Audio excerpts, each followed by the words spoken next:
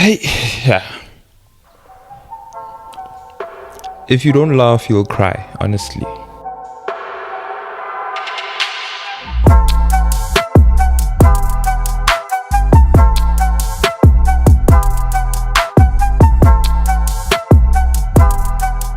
What's going on, people? Welcome back to League M for another video. Aston Villa 2, Chelsea 1, and another day, another loss. Oh here we go again. Just feel like this is going to be a recurring topic every week at this point, the more we continue. Before we get into the game, let's just go through the goals quickly. Chelsea opened the scoring through Enzo Fernandez, with the cutback from Neto, finding Enzo in the box. And credit to Neto as well, he was superb in this game. Enzo as well. Aston Villa equalized through Marco Asensio, being found by Rashford in the box. Villa then take the lead through the same combination, Rashford to Asensio. And yeah, the January signings essentially won the game for Villa. To be honest, we started the game very positively. We started the game with intent. There was a high intensity about us, due to the change of shape as well. You could see the improvement in the levels of performance. We're actually being more direct than we usually are. Neto playing centrally, helping with that, taking the runs into the channels, and Neto's running in behind was pivotal in us finding the goal. But then after that, Villa started coming into the game, started being more active. We were still more dominant up to a certain point, until it got to a point where it looked like either team was more likely, with Villa being closer to goal on a couple of more occasions than we were. Second half starts, and the story. We do not maintain the intensity, we do not maintain the pressure and the momentum. Come on, man. Villa start to gain more confidence, started playing their football, and in the end, as much as the goals came from direct errors in defense, they get the goals. Between Villa's equalizer and their winner, we had a couple of opportunities to take the lead, one of them being golden opportunity, falling to the man you would usually back in that situation to actually get the goal, put it in the net, and Cole Palmer just fluffs it. This speaks to his form in front of goal at the moment. He's horribly out of form, and we should point that out, that that was the point where the points were lost. At that point, Villa grow more in confidence. They look like the more likely. They are the ones creating the chances. They are the ones applying the pressure, and eventually they do get the winner.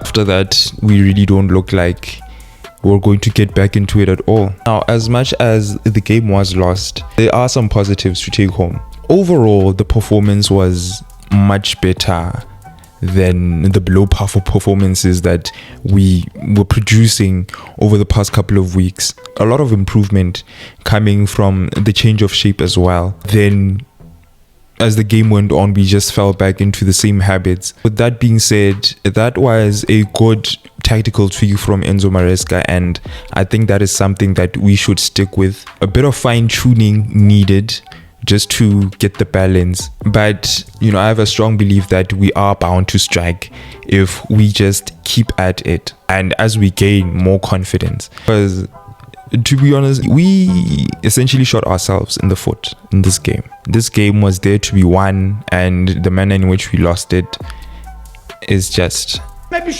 honestly not the one. It's not it. The truth of the matter is we conceded our goals from 2 direct errors, and on the other end couldn't take our chances, so that cannot be on the coach, honestly. We still lack that bit of control in midfield. We're still losing balls, we're still giving balls away. I really liked Neto's performance.